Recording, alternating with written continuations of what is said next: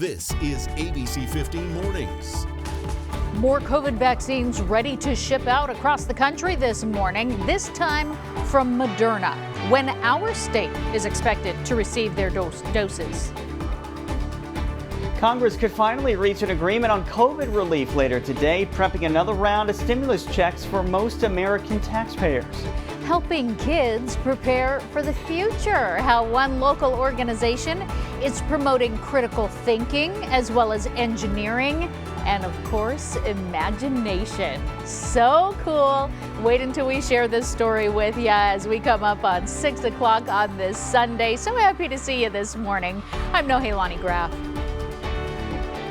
And I'm Nick Saletti in for our friend Mark Thompson today. Of course, a lot of headlines to get to, but first, I want to talk about that most accurate forecast on this Sunday. Nohe, I know you're staying on top of that for us. Walking Larry this morning, still a little chilly out there, so make sure you wear that jacket. That's my advice. Absolutely. It is another cold start this morning. The mornings will get a little bit better over the next 2 days. Not quite as chilly, but we do have another brisk one out there this morning. Got a lot of 30s once again.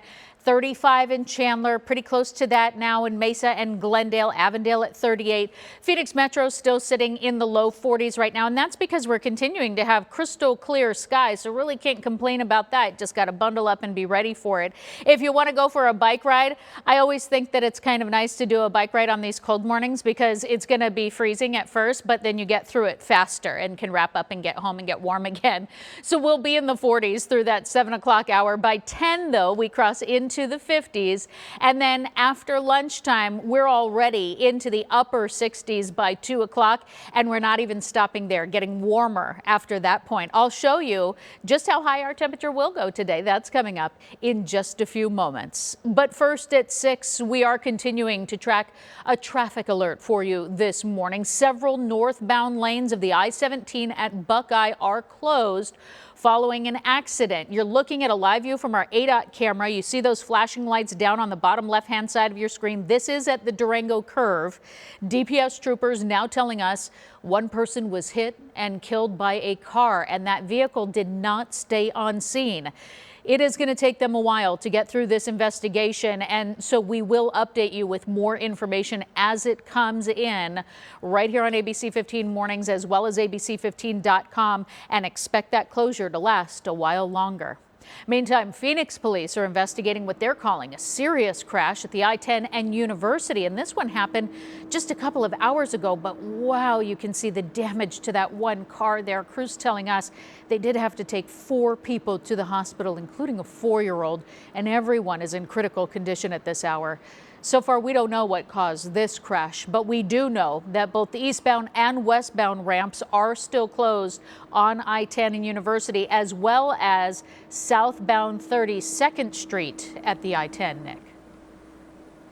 All right, Nohe, yeah, thank you for that update. Now to the latest on the coronavirus vaccine. More than 270,000 people already have gotten the Pfizer version of the vaccine so far. And as of Saturday, the U.S. Food and Drug Administration is reporting just 6 serious allergic reactions to this vaccine. In one of those cases, the CDC said that the person may have had a history of severe allergic reactions to vaccines. None of the other cases had any known allergic reaction to vaccines or medications or food for that matter. Of the 6 people, most were treated at the hospital. All of the patients we know are under the age of 65. Meantime, the Centers for Disease Control and Prevention's Advisory Committee on Immunization Practices has voted to recommend Moderna's COVID-19 vaccine for emergency use as well. The recommendation passed with 11 members voting in favor of using Moderna for anyone who is over the age of 18 here in the United States. 3 committee members, however, did vote no. CDC Director Dr. Robert Redfield is expected to accept the committee's recommendation by the end of this weekend, and that would mean that Arizona could get about 120,000 doses of Moderna's vaccine as early as tomorrow. Yeah, wouldn't that be nice too if we could keep accelerating like this? Well, today Congress is racing to reach a final agreement on COVID-19 relief. The package would extend unemployment benefits. It would also increase assistance to small businesses like we've covered and send a new round of stimulus checks out to many Americans. Now, Congress has until tonight to try to finalize this package. Both sides say a deal is close, but There is one significant hurdle here, language proposed by Republican Senator Pat Toomey of Pennsylvania that would block the Biden administration from relaunching several expiring lending programs after he takes office in January. Officials say a vote could happen as early as this afternoon. Speaking of the new administration, let's talk about the presidential transition. President-elect Joe Biden introducing some key cabinet nominees as members of his climate team. Biden saying the people that he selected will lead his administration's, quote, ambitious plan to address the existential threat of our time, climate change. During his remarks, he also compared the climate threat to that of the coronavirus pandemic, and he promised to take action. Biden also stressing the diversity of his emerging cabinet. It will be historic. The cabinet that looks like America, that taps into the best of America, that opens doors and includes the full range of talents we have in this nation. And we are just about a month away from Biden's inauguration. However, supporters of President Trump still not showing any signs of accepting the election results. Hundreds of people, in fact, gathering at the Arizona state capitol on Saturday for a rally. And this comes just one day after the Maricopa County Board of Supervisors said they will go to court in response to the state Senate's election-related subpoenas, which demanded the county turn over protected information from certain ballots which were counted during the election. Now back to the coronavirus pandemic this morning. Our state now seeing a string of days with record number of hospitalizations. The Arizona COVID dashboard showing more than 4,100 patients in hospitals right now because of COVID. Only about 8% of all beds are open, which is an alarmingly thin margin. Nationwide, confirmed U.S. cases are topping 17 million. The virus also claiming the lives of more than 316,000 Americans. Now, all eyes are on today's distribution of the latest authorized vaccine by Moderna. Now, while there may be hope surrounding multiple vaccines, which we so desperately need any kind of hope right now, we also know that so many people are still suffering, and that includes the family of a Valley veteran who just lost his battle with COVID-19. This is a tough one, and our ABC15's Adam Waltz is sharing his legacy. Henry Victory grew up here in Phoenix. He went to Moon Valley High School. He joined the military and fought overseas. And in a year that's been so terrible for so many people, he had big plans for him and his wife, plans that will never happen. He always danced for me. The grief-stricken voice of COVID-widowed Elaine Victory. We were going to renew our vows next year, but this damn corona took my husband. Her husband, Henry Victory, lost his battle to COVID-19 on Thursday, 8 days shy of Christmas Day. It's going to be really, really hard. The Army veteran who fought in Vietnam didn't see his fight with COVID coming. On Monday, December 2nd, he complained of shortness of breath, and that was when he was taken to the hospital and admitted into the ICU and put in a medically induced coma on the ventilator. 5 a.m. to 2 p.m., like that quick.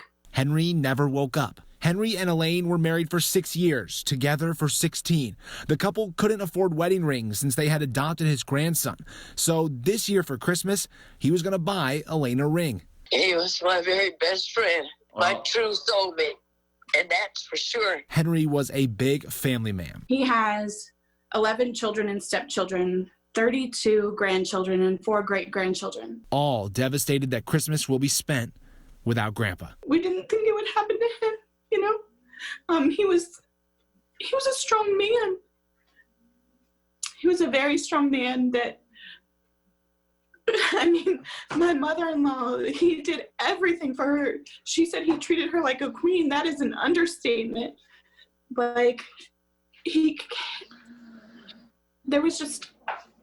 This is unimaginable. Adam Waltz, ABC 15, Arizona. Adam, thank you for that. And of course, our thoughts and prayers go to that family. Meantime, food banks here in the Valley have been working overtime just to try to keep up with demand and help families during this challenging year. St. Mary's Food Bank telling us that they expect demands for their services to be extremely high during the last 2 weeks of the year. The organization saying that their location near 35th Avenue in Thomas will stay open every day except for Christmas and on New Year's Day, serving anybody in need across Arizona. It's also a fantastic opportunity if you're looking for a way to give back and volunteer. They certainly could use the extra hands, especially this time of year. Now let's turn to that most accurate forecast. I told you that we would get warmer today, so here's a look at our almanac for the afternoon. Our forecast high is 71 degrees, so it's going to feel just a little bit warmer than it was yesterday. That sun will be shining. We'll have clear skies, so actually shaping up to be a really gorgeous day. We're about 6 degrees above the average for this time of year, and we're still a ways off from the record of 78, which was set back in the 50s. But we have to warm up first out of these chilly temperatures this morning because it is a cold start once again. Lots of 30s, especially across the southern portion of the valley. Central and northern portions of the valley are in the low to mid 40s, and everybody's going to dip just another degree or two over the next hour as we get closer to sunrise, which is at about 7:25 this morning. I will have the rest of that statewide forecast for you coming up in just a few moments. Okay, no, hey, thank you. Still ahead on this Sunday, several countries now announcing new travel restrictions ahead of the Christmas holiday. We're going to break down what this can mean and where this is happening. Kids also right here in our community already working towards making the world a better place by learning some serious engineering skills.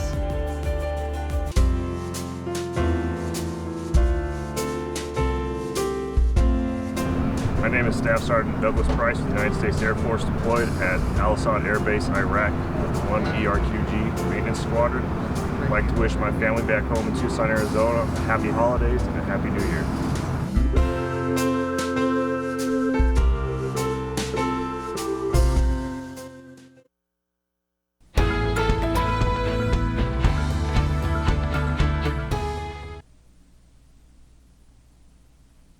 And welcome back, everyone. The world can be full of problems, but there's always a solution. This morning, ABC's Kaylee O'Kelly showing us how a Valley teacher is helping kids go places by applying their minds to machines. If robots are the future, so are the kids who will create them. Yeah, I really want to be an engineer. What I've always wanted to build was like flying cars. And at the Leading Edge Academy, those flighty dreams are taking shape with a robotics club. Robotics builds robots. It's an engineering club, really, where the kids are given a solution that they have to make, and they build their own robot in order to achieve a solution. Science teacher Craig Smith knows this is about more than mechanics. It is technology. It's also problem solving. In a world in which we have a lot of problems, we need young people who are growing up, becoming accustomed to actually solving problems, not being problems. It's about young minds programming their own futures. And the future looks bright. And with the caliber of kids that we have and the way they put their minds to their work, that's exactly what they do. They get used to being faced with a problem, and instead of complaining about it, they learn to find a solution to it. Critical thinking, engineering, and imagination. Who knows what the future may hold? Kaylee O'Kelly, ABC15, Arizona. All right, Kaylee, thank you for their efforts. The Leading Edge Academy Robotics Club is getting, we're told, a $500 gift card from Valley Toyota dealers. Hey, that was pretty cool to see. That's pretty cutting edge stuff for those kids. Yeah. Very neat. All right, let's talk about that most accurate forecast now. A lot of you are going to get hit in the face with a wave of cold air if you step out the door right now, because we've got 30s across the southern portion of the valley. Santan Valley down to 35, a degree below that in Chandler. Gilbert right now is just a degree above freezing, so it certainly feels as such this morning. And we've got upper 30s across the far western corners of the valley. Northern portions of the valley are in the low 40s. So it's a frigid start if you've got to take the dog out for a walk this morning, or if you really like to get that early exercise in, definitely going to need to bundle up. In the high country, though, we can't hold a candle to them because we have single digits now at the Grand Canyon, 8 degrees in Winslow. We're just around 15 degrees in Flagstaff, Window Rock, and just above that in Show Low this morning. Staying in the 40s, though, in the Verde Valley area, but to our south, more 30s in Gila Bend as well. We will warm up today a little more than we did yesterday, and it'll happen just a little bit sooner. So by 9 o'clock this morning, we're actually working our way into the 50s already. By 11, we'll be in the mid 60s, and at lunchtime we'll already be in the upper 60s, hitting that 70-degree mark by 1 o'clock this afternoon. And a few valley cities will go above that by a degree or two. So we'll warm to 72 in Mesa and Apache Junction, 73 in Fountain Hills, but staying right at the 70-degree mark from Maricopa through Ahwatukee, Peoria, and the Deer Valley neighborhoods. Surprise in Wickenburg, just a few degrees above that. Then later this evening, if you've been taking the family to go check out those Christmas lights, because I know it's not a school night for a lot of kids, that holiday vacation has started already. So if you wait until this evening when the sun goes down, we'll actually stay a little more mild for a little bit longer. By 7 o'clock, we're still sitting at 60 degrees. It's going to take us until about 8 o'clock to dip back down into those 50s, but it'll be clear, it'll be dry. Great night to go check out those lights. Just know that the later it gets and closer to that 10 o'clock hour, the cooler it will get, and we will dip into the 40s overnight. Highs today across the state. We're going to see a mixed bag of 40s and 50s north of the rim. Low 40s in Show Low, upper 40s in Flagstaff, and we'll hit 50 in Heber and Window Rock, as well as the Grand Canyon. It's actually shaping up to be a beautiful day in the Grand Canyon with mostly clear skies, so I bet you get some great views if you want to take the drive all the way up there. Verde Valley area, you'd also catch some great views if you go hiking in the Red Rocks. Upper 6 or low 60s today, I should say. Really nice conditions, just still going to need a light layer. And then out to our west, highs near 70 degrees in Bullhead City, Lake Havasu City, and a few degrees above that in Yuma. Very similar temperatures off to our south as well, although Safford will stay in the 60s for today. If you are going to be in the high country, you will notice the breezes picking up, particularly in the Colorado River Valley, around 20-mile-an-hour sustained winds in Bullhead City today. And then from Sedona through Flagstaff and portions of Show Low, we'll see winds at times around 5 to 10 miles an hour, occasionally getting closer to 15. And we can't rule out a gust here or there that's closer to 20 miles an hour. So just be mindful of that. The conditions are still going to be sunny and beautiful, but you know, it's going to add that extra bite when you feel those breezes. Staying in Flagstaff for the next couple of days, the temperatures are going to hold right around 50 degrees through the middle of next week, but then they take a major dip on Wednesday as low pressure moves in, and the high will be just 35 degrees and staying very cold as we get closer to Christmas Day, although I do not see a white Christmas in the forecast at all anywhere in our state. We are looking to stay dry, including here in the valley, for the next 7 days. The official start of winter is tomorrow, and we'll kick it off in the mid-70s. So this is a very Arizona-looking holiday forecast. But Nick, that's why we're lucky we live here right now. Oh, yeah, absolutely. We're the envy of quite a few people across the country this morning. Thank you.